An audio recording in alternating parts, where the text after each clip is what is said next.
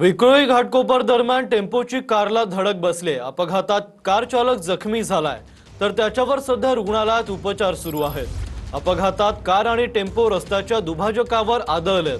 पोलिसांनी टेम्पो चालकाला ताब्यात घेतलंय।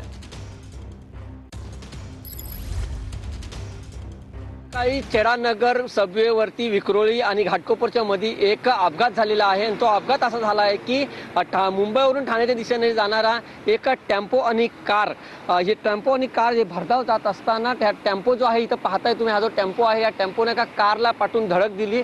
सर, किती वाजताची घटना आहे आणि काय नेमका प्रकार घडला? ही साधारण सकाळी 4ची घटना आहे आणि त्याच्या वेळेला टेम्पो आणि कारमध्ये अपघात होऊन टेम्पो चालक हा पळून गेलेला आहे।